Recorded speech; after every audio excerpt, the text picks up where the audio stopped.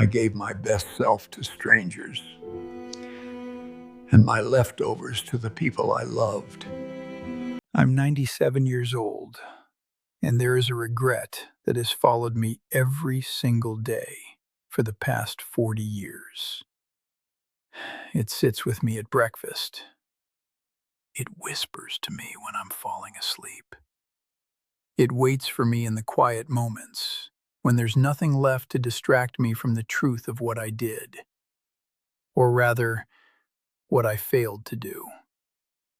People assume that at my age, the regrets would be about the big things: the career I didn't pursue, the business I didn't start, the risks I was too afraid to take.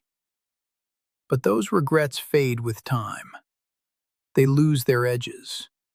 They become stories you can tell at dinner parties, lessons learned, water under the bridge. The regret that never leaves you is different. It's not about what you didn't achieve. It's about who you didn't love properly. And the worst part, the part that makes me want to shake every young person I meet, is that I didn't even realize I was doing it. I thought I was a good man. I thought I was doing everything right. I was wrong. My name is Walter. I was born in 1927 in a two-bedroom apartment in Brooklyn. My father worked at the docks. My mother raised 5 children on almost nothing. I learned early that a man's worth was measured by what he provided, by how hard he worked, by how much he sacrificed for his family. That's what I believed for most of my life, and that belief destroyed the very thing I thought I was protecting. Let me tell you about my wife, Eleanor. We met in 1951 at a dance hall on Flatbush Avenue. She was 20 years old, wearing a blue dress that matched her eyes, and she turned me down 3 times before she agreed to dance with me. I should have known then that she was too good for me. I should have known that a woman who knew her worth that clearly deserved a man who would spend his life rising to meet it. We married in 1953. We had 3 children. Michael, born in 1955, Catherine, born in 1958, and David, born in 1962. Eleanor stayed home with the children, and I worked. That's what men did back then. We worked. We provided. We came home tired and expected dinner on the table, and silence while we read the newspaper. We thought we were being good husbands, good fathers. We thought showing up and paying the bills was enough. Here is my regret, the one that never leaves me. I gave my best self to strangers. I gave my patience to coworkers. I gave my kindness to clients. I gave my attention to people who meant nothing to me. And then I came home and gave my family whatever was left over, which was almost nothing. Do you understand what I'm telling you? I smiled at people I didn't care about. I asked about their weekends, their children, their hobbies. I listened to their problems with genuine interest. I was charming and warm and fully present. And then I walked through my own front door, and I became a different person. Distant, irritable, exhausted, too tired to listen to my wife's day, too impatient to play with my children, too drained to be anything other than a body occupying space. I thought this was normal. I thought this was what every man did. I thought my family understood that my coldness at home was because I had spent all my warmth at work, and that somehow this was a sacrifice I was making for them. What a lie. What a comfortable, convenient lie I told myself for 30 years. I remember a night in 1971. Michael was 16, going through a difficult time at school. Eleanor told me he needed to talk to his father, that he was struggling with something he wouldn't tell her about. I came home from work that evening, and Michael was sitting in the living room, clearly waiting for me. I could see it in his face. He needed something from me. He needed me to sit down and ask him what was wrong, and listen, really listen, without judgment or advice or impatience. Do you know what I did? I told him I'd had a long day. I told him we could talk after dinner. Then after dinner, I said I needed to read some reports for work. Then I said we'd talk tomorrow. Tomorrow came, and I left early for the office. And the moment passed. Michael never brought it up again. Whatever he was going through, he went through it alone. I don't know what he needed that night. I never asked. But I know that something changed between us after that. There was a distance that grew, slowly, like a crack in a foundation. By the time he was an adult, we had nothing to say to each other. We would sit in the same room during holidays and struggle to fill the silence. I blamed him. I told myself he was cold, he was ungrateful. He had forgotten everything I sacrificed for him. But the truth is, I was never there. Not really. I was there physically, but I was absent in every way that mattered. I was present for strangers and absent for my son. And he knew it. Children always know. I want to tell you about a Tuesday in 1987. I was 60 years old, still working, still giving everything to a company that would forget my name 5 years after I retired. Eleanor asked me to come home early that day. She said she wanted to have dinner together, just the two of us. The kids were grown, the house was quiet. She wanted to reconnect. I said I couldn't. There was a meeting. There was always a meeting. I promised her I'd make it up to her on the weekend. She said okay. She always said okay. She had learned after 34 years of marriage not to ask for too much. She had learned that my work came first, that she came second, that my best self was reserved for people who paid me. That night I came home at 9 o'clock. Eleanor was already in bed, but she wasn't asleep. I could tell she had been crying. I didn't ask why. I didn't sit on the edge of the bed and take her hand and ask what was wrong. I went to the kitchen, made myself a sandwich, and watched television until I fell asleep on the couch. I found out years later, after she died, that she had gone to the doctor that morning. She had found a lump. She was terrified, and she wanted to tell me, and she wanted me to hold her and tell her it would be okay. But I had a meeting. And she sat with that fear alone, all day, waiting for a husband who never came home. The lump was benign, she was fine, but that's not the point. The point is that my wife was scared and alone, and I chose a meeting over her. Not because the meeting was important.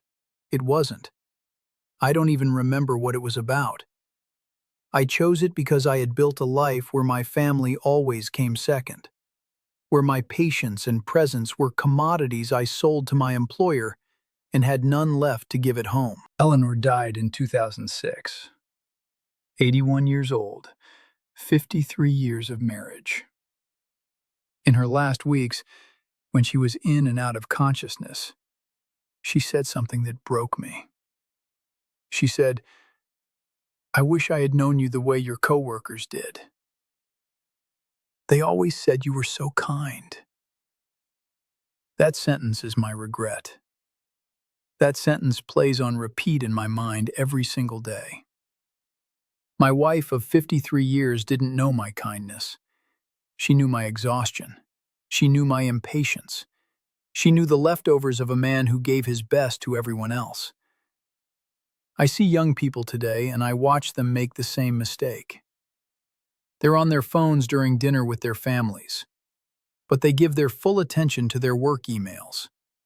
They're distracted and short-tempered with their children, but they're patient and pleasant with their colleagues. They save their best selves for people who don't matter and give their families whatever scraps remain. I want to grab them by the shoulders. I want to shake them. I want to say, "Do you understand what you're doing?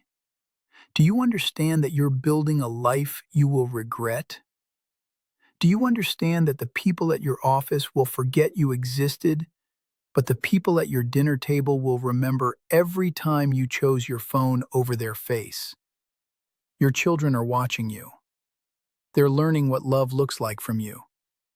And if love looks like distraction, like impatience, like a father who's always too tired to play, or a mother who's always looking at a screen, then that's what they'll think love is. And that's what they'll accept from others. And that's what they'll give to their own children someday. I'm 97 years old. Michael died 3 years ago. We never reconciled, not really. We had a polite relationship, the kind where you call on birthdays and holidays, but never say anything that matters. When he died, I realized I didn't know him. I didn't know what made him laugh, what kept him up at night, what he dreamed about. I had lived in the same house with him for 18 years and raised a stranger. Catherine still visits me. She lives 2 hours away and she comes every other Sunday. She's kind to me, kinder than I deserve. But sometimes I catch her looking at me with an expression I can't quite read, and I wonder what she remembers. I wonder if she remembers all the times I was too busy, too tired, too absent. I wonder if she's forgiven me, or if she's just learned to expect nothing. David and I have a better relationship, but only because he confronted me about it. 10 years ago, he sat me down and told me everything.